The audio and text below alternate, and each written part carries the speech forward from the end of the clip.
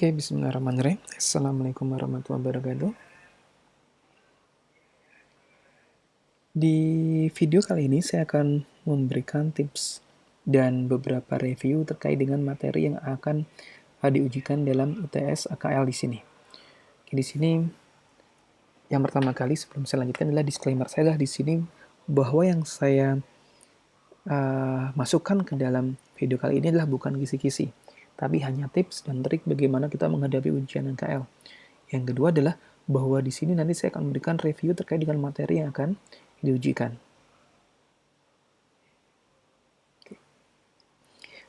Tips yang akan saya berikan di sini terkait dengan persiapan, kemudian saat ujian maupun selesai ujian. Kita masuk yang pertama, itu mengenai persiapan ujian. Yang pertama, yang Anda harus pahami adalah kita harus memahami dan mendalami terkait dengan materi yang ada dari materi pertemuan pertama sampai dengan pertemuan terakhir. Berarti dari business combination merger sampai dengan intertransaction laporan konsolidasi terkait dengan inventory. Itu harus Anda pahami benar-benar. Jadi ada 3 materi pokok yang harus Anda pahami. Yang pertama adalah merger, yang kedua adalah investment in associate, yang ketiga adalah laporan konsolidasi sampai dengan inventory. Semakin dini Anda mendalami materi di sini atau semakin awal Anda sudah belajar mengenai materi yang ada di AKL, ya, maka akan semakin mudah Anda nanti untuk menghadapi ujian. Kemudian yang berikutnya adalah Anda harus terbiasa mengerjakan soal-soal latihan yang ada, baik dari dosen sendiri maupun dari dosen yang lain. Minta solusi manual dari teman atau dari dosen bila ada setelah Anda mengerjakan soalnya. Artinya jangan Anda nyari solusi manualnya dulu, baru Anda kerjakan, tapi silakan Anda kerjakan dulu soal-soalnya, kemudian Anda minta solusi manualnya, Anda cek benar atau enggak. Oke, walaupun saya sadari saya juga belum semuanya membagi kunci terkait dengan kuis ya maupun review test yang sudah saya berikan. Oke, tapi intinya adalah setelah Anda bisa memahami materi, maka sebenarnya Anda sudah bisa mengerjakan soal-soal yang ada. Apabila tidak seimbang berarti ada yang salah, kalau seimbang ada kemungkinan benar. Kemudian ulangi berulang-ulang ya. Anda harus coba berulang-ulang, Anda belajar berulang-ulang supaya nanti Anda bisa menjadi biasa atau sudah terbiasa dengan soal-soal ujian. Kemudian silakan Anda boleh belajar bareng dengan teman tapi tetap jaga jarak, atau Anda bisa menggunakan video conference atau menggunakan media lain, bisa menggunakan WhatsApp, bisa menggunakan Telegram atau apapun. Yang pasti bahwa media tersebut bisa efektif dalam melakukan belajar. Apabila ada materi yang tidak dimengerti, maka Anda boleh bertanya pada teman yang memang dirasa dia paling pintar atau jago dalam AKL atau ke dosen Anda. Hindari belajar SKS, karena pada saat Anda belajar SKS, maka akan mudah lupa. Apalagi kalau misalnya kondisi badan tidak fit, malah besok tidak bisa ujian. Jadi harus hati-hati, walaupun mengerjakan secara online, tetap harus kondisi fit. Kemudian jangan lupa Anda sudah paham dan biasa dalam melakukan hash dan melakukan konversi ke PDF. Jadi silahkan Anda dipasang aplikasi-aplikasi yang sesuai. Kemudian pada saat ujian, yang pertama Anda harus berdoa sebelum ujian. Biasakan untuk berdoa biar diberikan kemudahan, kelancaran. Kemudian pastikan peralatan tulis-menulis sudah tersedia, baik kertas yang sudah di standarkan oleh aturan ya, boleh menggunakan HVS, A4 atau folio bergaris. Dan siapkan HP atau laptop yang digunakan nanti untuk membaca soal, kemudian kalkulator untuk menghitung, dan internet. Kemudian siapkan buku atau modul atau bahan ajar apabila diperlukan, gunakan hanya untuk konfirmasi, karena pada saat Anda belajar pada saat ujian, waktu Anda akan habis. Anda tidak akan selesai mengerjakan soalnya. Kemudian tunggu password, kemudian setelah diberikan passwordnya oleh teman atau oleh koordinator kelas, Anda bisa membuka soalnya. Kemudian setelah Anda bisa buka soalnya, pelajari dan baca dengan cermat petunjuk ujiannya. Tulis identitas diri dengan lengkap, dengan jelas identitas biar tidak ketukar. Kemudian kerjakan materi yang paling Anda kuasai. Misalnya dari merger lebih dahulu yang paling mudah. Oke, Anda boleh mulai dari sana. Kemudian setelah itu, ternyata Anda mentok misalnya. Silakan lanjutkan ke nomor yang lain yang merasa Anda mampu mengerjakan. Kenapa? Karena supaya tidak membuang waktu dengan percuma. Jadi nanti Anda kalau sudah bisa menyelesaikan soal yang lain, Anda bisa kembali ke nomor tersebut. Anda bisa buka-buka buku. Oh, seperti ini caranya Anda bisa lanjutkan lagi. Minimal tidak ada waktu yang terbuang. Khusus untuk laporan konsol, ya misalnya ada kertas kerja, saya sarankan Anda selesaikan dulu mencari aksesnya, kemudian membuat jurnal eliminasinya, membuat jurnal di buku pennya kalau diminta. Oke, itu selesaikan dulu, kemudian Anda lanjutkan ke nomor yang lain. Untuk yang laporan konsol, nanti kerjakan kalau soal-soalnya yang lain sudah selesai atau Anda yakin sudah mentok, baru Anda lanjutkan ke laporan konsolidasinya atau worksheet-nya. Anda masukkan, kemudian Anda cari misalnya berapa return earning beginning-nya, kemudian Anda cari berapa income promise-nya, Anda berapa cari NC expense-nya, berapa investment in S awalnya. Oke, Anda baru bisa mencari di sana. Oke, pastikan Anda mengerjakan terlebih dahulu selain worksheet-nya, selain kertas kerjanya. Jadi Anda mengerjakan merger, kemudian investment in associate, kemudian Anda kerjakan dulu jurnal eliminasinya. Setelah selesai baru ke kertas kerjanya. Oke, kenapa? Karena kertas kerja biasanya nilainya kan tidak banyak, yang paling banyak adalah jurnal eliminasinya, yang jurnal-jurnal tersebut. Yang di kertas kerja nanti saja kalau misalnya masih ada waktu, Anda bisa kembali ke kertas kerja. Tulis dengan jelas dan rapi.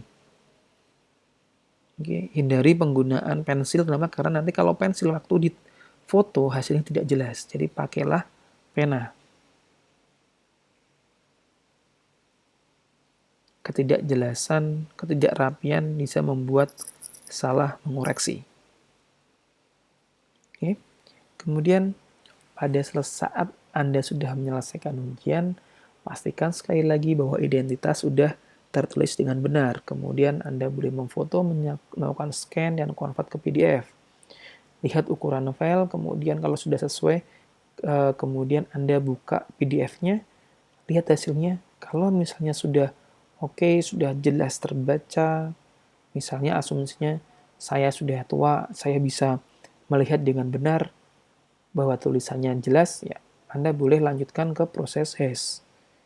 Setelah dilanjutkan ke proses hash, baru Anda submit. Ingat, proses hash kalau salah waktunya sekitar 20 menit, jadi harus Anda selesaikan cepat, memfoto, men-scan, kemudian mengidentifikasi bahwa kualitas dari hasil PDF-nya juga bagus, baru Anda lakukan proses hash. Anda tidak boleh mensubmit PDF yang berbeda dengan yang sudah Anda hash. Nanti dianggap kecurangan karena Anda mensubmit bukan jawaban yang seharusnya Anda submit. Setelah Anda submit, Anda boleh melakukan evaluasi terkait dengan capaian hari tersebut. Boleh pada saat setelah ujian atau nanti setelah semua ujian selesai, Anda lakukan evaluasi. Sudah puaskah atau belum? Kemudian Anda siapkan lagi untuk bagian kedua setelah UTS. Anda siapkan lagi dari awal, jangan nunggu nanti sebelum ujian. Karena pengalaman saya itu akan banyak WhatsApp, kemudian message, email, itu yang malah terjadi setelah ya H-2, kalau ujiannya Senin ya Sabtu Minggu itu banyak banget yang melakukan WhatsApp. Menanyakan materi yang sebenarnya sudah dijelaskan dari sebelum-sebelumnya. Jadi jangan sampai kejadian seperti itu. Jadi lebih baik siap lebih dini daripada nanti terlambat. Oke, kemudian untuk review materi, yang pertama kali terkait dengan bisnis kombinasi, yaitu yang merger, maka di sini Anda harus paham mengenai konsep penggabungan usaha, jenis penggabungan usaha, kemudian bagaimana mengidentifikasi consideration transfer, bagaimana kita bisa mengidentifikasi fair value net asetnya, bagaimana kita bisa mengidentifikasi goodwill excess atau gain bargain purchase, ya, atau melakukan alokasi eksesnya, kemudian bisa membuat jurnal pembeliannya, membuat jurnal akuisisi net asetnya, dan juga bisa menyusun laporan posisi keuangan sesaat setelah merger dilakukan. Anda harus bisa melakukan itu semua. Ini karena soal yang paling gampang, itu ada di merger. Pastikan Anda bisa dapat nilai 100 atau full mark di materi merger, karena hanya kita mengidentifikasi berapa eksesnya, berapa goodwill-nya. Kemudian Anda melakukan jurnal transaksinya, Anda beli, kemudian kalau ada penerbitan ekuitas, Anda terbitin ekuitas atau utang. Kemudian ketiga, kita melakukan jurnal akuisisi net aset atau aset dan liabilitas dari investee. Oke, kemudian baru kita buat laporan posisi keuangan sesaat setelah merger dilakukan. Kemudian yang kedua, yaitu materi mengenai investment in associate atau menggunakan metode ekuitas. Jadi di sini Anda harus bisa paham mengenai konsep bagaimana melakukan akuntansi menggunakan metode ekuitas maupun menggunakan metode cost. Kapan kita menggunakan metode ekuitas, kapan kita menggunakan metode cost. Kalau kita menggunakan metode ekuitas, ya berarti kan harus ada significant influence. Bagaimana kita bisa mengidentifikasi bahwa perusahaan tersebut memiliki significant influence. Kalau misalnya sudah ada significant influence, kita harus bisa mengidentifikasi eksesnya.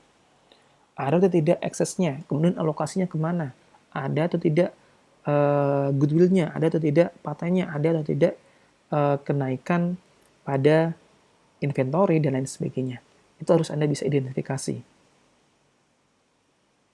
Termasuk mengalokasikannya ya, nanti apakah nanti perlu amortisasi kan harus Anda hitung. Kenapa? Karena ini akan mempengaruhi income from S-nya terkait dengan amortisasi ekses di sini. Kemudian Anda bisa membuat jurnal terkait dengan investasi di asosiasi. Bagaimana kalau misalnya ternyata ada jual beli antara investor dan investee. Kemudian bagaimana kalau misalnya pembelian untuk mendapatkan influence itu dilakukan di tengah-tengah, di tengah tahun, bukan di awal di akhir tahun. Kemudian bagaimana kalau misalnya kita memperoleh significant influence itu melalui beberapa transaksi atau investasi bertahap. Bagaimana kalau kita bisa menjual pemilikan ekuitas, bagaimana kita bisa menentukan itu gain, itu nanti dialokasikan ke Fed and Capital, bagaimana kita bisa mengidentifikasinya. Bagaimana kalau misalnya saya membeli langsung kepada investinya, tidak melalui pasar modal, tidak melalui intermediary, pengaruhnya apa? Itu harus Anda pahami.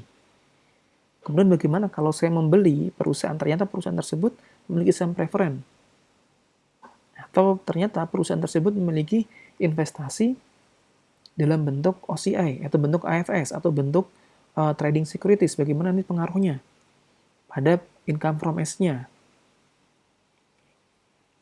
Kemudian bagaimana pengaruh investasi, akuntansinya pada saat perusahaan asosiasi mengalami kerugian terus-menerus. Apa yang harus dilakukan? Itu harus Anda pahami. Yang terakhir adalah mengenai laporan konsolidasi. Ya, ini konsolidasi di sini ada dua, ada yang overview dan ada yang intern transaction inventory. Jadi di laporan konsolidasi di sini kita harus bisa memahami kapan akuisisi itu terjadi. Kemudian identifikasi apakah kontrol itu diperoleh atau tidak. Kenapa? Karena nanti setelah kita bisa mengidentifikasi bahwa kontrol itu sudah diperoleh, maka acquirer tadi wajib membuat laporan konsolidasi. Maka di sini Anda harus paham prosedur konsolidasinya, kemudian bagaimana mengidentifikasi eksesnya, adakah goodwill, adakah gain on bargain, ya itu harus Anda kuasai. Bagaimana menentukan implied value, kemudian bagaimana menentukan alokasi ekses, ya. Nanti setelah itu Anda bisa membuat jurnal eliminasi, baik menggunakan metode cost maupun menggunakan metode equity. Kemudian bagaimana kita bisa membedakan pencatatan di buku P menggunakan cost atau equity method. Kemudian bagaimana kita bisa membuat jurnal eliminasi di konsolidasi menggunakan cost ataupun equity method. Harus Anda pahami. Jadi ada dua catatan, yang satu di buku konsolidasi, yang satu di buku P atau di buku induk perusahaan. Anda harus bisa dua-duanya. Kemudian bagaimana kalau misalnya akuisisinya dilakukan 100% dan bagaimana kalau misalnya kurang dari 100%, ya kan ada tambahan terkait dengan NCI-nya atau non-controlling interest. Setelah itu, setelah kita bisa memahami overview mengenai laporan konsolidasi, kita juga harus paham mengenai interim transaction. Yang di sini kita pelajari adalah inventory. Bagaimana dampak antara downstream maupun upstream transaction. Bagaimana pengaruhnya pada NC expense, bagaimana pengaruhnya pada income from S. Itu harus Anda pahami. Kemudian Anda juga harus bisa membuat jurnal eliminasi terkait dengan transaksi inventory tadi. Untuk tahun jual beli hanya sales pada COGS dan COGS pada inventory sebesar unrealized profitnya. Kemudian pada tahun berikutnya, pada tahun setelah pembelian awal, bagaimana nanti pengaruh terkait dengan unrealized tahun sebelumnya. Asumsinya akan dijual di tahun berikutnya, maka nanti akan muncul realisasi unrealized tahun sebelumnya. Kita menjurnal, kita menggunakan cost maupun kita menggunakan equity method. Kemudian downstream maupun equity maupun upstream, ya, downstream atau upstream, cost ataupun equity akan beda untuk jurnalnya untuk tahun setelah tahun akuisisi awal. Oke. Anda harus pahami benar-benar terkait dengan transaksi inventory. Bagaimana nanti Anda bisa menghitung saldo investasinya, NC equity, income from S-nya, maupun NC expense setelah ada selain amortisasi ekses maupun ada realized dan unrealized profit atas jual beli inventory. Jadi itu adalah materi-materi yang harus Anda kuasai dalam UTS. Oke, saya ajukan terima kasih dan semoga sukses. Ya. Kejujuran, jangan Anda kerjasama di ujian. Bagi yang kerjasama akan mendapatkan poin tambahan. Jadi, bagi yang bisa membuktikan bahwa ada teman yang melakukan kerjasama akan mendapatkan poin tambahan. Dan yang terbukti nanti maksimal nilai akhirnya adalah 40. Jadi jangan sampai Anda melakukan kerjasama. Oke, bawalah kejujuran untuk mengerjakan, tetap jujur, kemudian semoga sukses dan semangat. Terima kasih. Wassalamualaikum warahmatullahi wabarakatuh.